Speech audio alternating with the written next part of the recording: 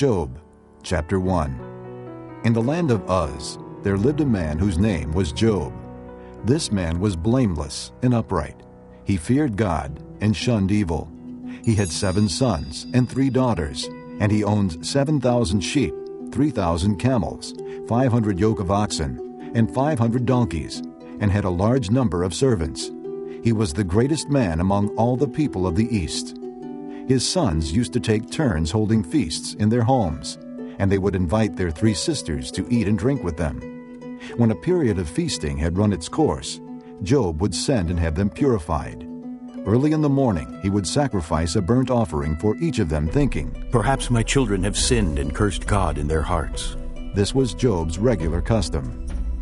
One day the angels came to present themselves before the Lord, and Satan also came with them. The Lord said to Satan, "Where have you come from?" Satan answered the Lord, "From roaming the earth and going back and forth in it." Then the Lord said to Satan, "Have you considered my servant Job? There is no one on earth like him. He is blameless and upright, a man who fears God and shuns evil." "Does Job fear God for nothing?" Satan replied, "Have you not put a hedge around him and his household and everything he has?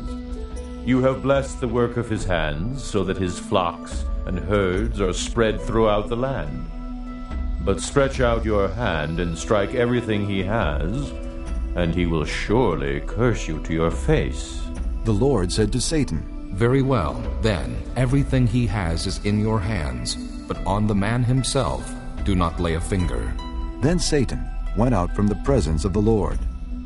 One day when Job's sons and daughters were feasting and drinking wine at the oldest brother's house, a messenger came to Job and said, "The oxen were plowing and the donkeys were grazing nearby, and the Sabaeans attacked and carried them off. They put the servants to the sword, and I am the only one who has escaped to tell you." While he was still speaking, another messenger came and said, "The fire of God fell from the sky and burned up the sheep and the servants, and I am the only one who has escaped to tell you." While he was still speaking, another messenger came and said, "The Chaldeans formed 3 raiding parties and swept down on your camels and carried them off. They put the servants to the sword, and I am the only one who has escaped to tell you." While he was still speaking, yet another messenger came and said, "Your sons and daughters were feasting and drinking wine at the oldest brother's house, when suddenly a mighty wind swept in from the desert and struck the 4 corners of the house. It collapsed on them, and they are dead, and I am the only one who has escaped to tell you." At this, Job got up and tore his robe and shaved his head. Then he fell to the ground in worship and said, "Naked I came from my mother's womb, and naked I will depart. The Lord gave, and the Lord has taken away. May the name of the Lord be praised." In all this, Job did not sin by charging God with wrongdoing. Chapter 2. On another day, the angels came to present themselves before the Lord, and Satan also came with them to present himself before him. And the Lord said to Satan, "Where have you come from?" Satan answered the Lord, "From roaming through the earth and going back and forth in it." Then the Lord said to Satan, "Have you considered my servant Job? There is no one on earth like him. He is blameless and upright, a man who fears God and shuns evil. And he still maintains his integrity, though you incited me against him to ruin him without any reason." "Skin for skin," Satan replied. "A man will give all he has for his own life. But stretch out your hand and strike his flesh and bones, and he will surely curse you to your face." The Lord said to Satan, "Very well, then, he is in your hands, but you must spare his life." So Satan went out from the presence of the Lord and afflicted Job with painful sores from the soles of his feet to the top of his head. Then Job took a piece of broken pottery and scraped himself with it as he sat among the ashes. His wife said to him, "Are you still holding on to your integrity? Curse God and die." He replied, "You are talking like a foolish woman. Shall we accept good from God and not trouble?" In all this, Job did not sin in what he said. When Job's 3 friends, Eliphaz the Temanite, Bildad the Shuhite, and Zophar the Naamathite, heard about all the troubles that had come upon him, they set out from their homes and met together by agreement to go and sympathize with him and comfort him. When they saw him from a distance, they could hardly recognize him. They began to weep aloud, and they tore their robes and sprinkled dust on their heads. Then they sat on the ground with him for 7 days and 7 nights. No one said a word to him, because they saw how great his suffering was. Chapter 3. After this, Job opened his mouth and cursed the day of his birth. He said, May the day of my birth perish, and the night it was said a boy is born. That day, may it turn to darkness. May God above not care about it. May no light shine upon it. May darkness and deep shadow claim it once more. May a cloud settle over it. May blackness overwhelm its light. That night, may thick darkness seize it. May it not be included among the days of the year, nor be entered in any of the months. May that night be barren. May no shout of joy be heard in it. May those who curse days curse that day. Those who are ready to rouse Leviathan. May its morning stars become dark. May it wait for daylight in vain and not see the first rays of dawn. For it did not shut the doors of the womb on me to hide trouble from my eyes. Why did I not perish at birth and die as I came from the womb? Why were there knees to receive me and breasts that I might be nursed? For now I would be lying down in peace.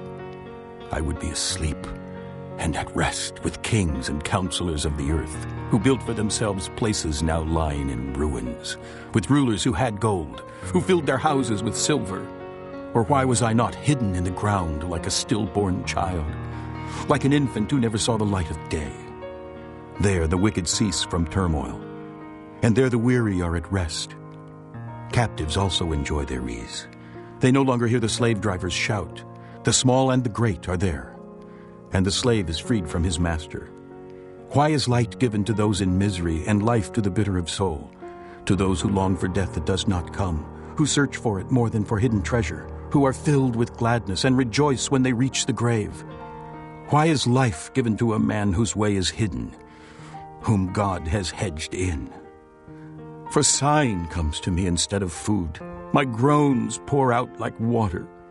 What I feared has come upon me. What I dreaded has happened to me. I have no peace, no quietness. I have no rest, but only turmoil. Chapter 4. Then Eliphaz the Temanite replied, If someone ventures a word with you, will you be impatient? But who can keep from speaking? Think how you've instructed many, how you have strengthened feeble hands. Your words have supported those who stumbled. You have strengthened faltering knees. But now trouble comes to you, and you are discouraged. It strikes you, and you are dismayed. Should not your piety be your confidence, and your blameless ways your hope? Consider now, who, being innocent, has ever perished? Where were the upright ever destroyed? As I have observed, those who plow evil and those who sow trouble reap it. At the breath of God they are destroyed. At the blast of his anger they perish. The lions may roar and growl, yet the teeth of the great lions are broken.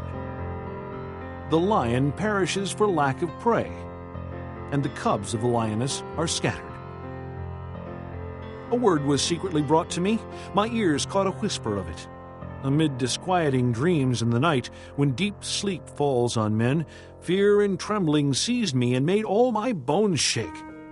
A spirit glided past my face, and the hair on my body stood on end. It stopped, but I could not tell what it was.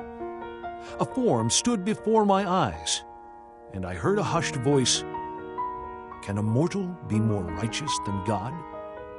Can a man be more pure than his Maker? If God places no trust in his servants, if he charges his angels with error, how much more those who live in houses of clay, whose foundations are in the dust, who are crushed more readily than a moth? Between dawn and dusk they are broken to pieces. Unnoticed, they perish forever. Are not the cords of their tent pulled up so that they die without wisdom? Chapter 5. Call if you will, but who will answer you? To which of the holy ones will you turn? Resentment kills a fool, and envy slays the simple. I myself have seen a fool taking root, but suddenly his house was cursed. His children are far from safety, crushed in court without a defender. The hungry consume his harvest, taking it even from among thorns, and the thirsty pant after his wealth. For hardship does not spring from the soil, nor does trouble sprout from the ground. Yet man is born to trouble as surely as sparks fly upward. But if it were I would appeal to God. I would lay my cause before him. He performs wonders that cannot be fathomed, miracles that cannot be counted. He bestows rain on the earth. He sends water upon the countryside. The lowly he sets on high, and those who mourn are lifted to safety. He thwarts the plans of the crafty, so that their hands achieve no success. He catches the wise in their craftiness, and the schemes of the wily are swept away. Darkness comes upon them in the daytime. At noon they grope as in the night. He saves the needy from the sword in their mouth. He saves them from the clutches of the powerful. So the poor have hope, and injustice shuts its mouth. Blessed is the man whom God corrects. So do not despise the discipline of the Almighty. For he wounds, but he also binds up. He injures, but his hands also heal. From 6 calamities he will rescue you. In 7, no harm will befall you. In famine he will ransom you from death, and in battle from the stroke of the sword. You will be protected from the lash of the tongue, and need not fear when destruction comes. You will laugh at destruction and famine, and need not fear the beasts of the earth. For you will have a covenant with the stones of the field, and the wild animals will be at peace with you. You will know that your tent is secure. You will take stock of your property and find nothing missing. You will know that your children will be many, and your descendants like the grass of the earth. You will come to the grave in full vigor, like sheaves gathered in season. We have examined this, and it is true. So hear it, and apply it to yourself.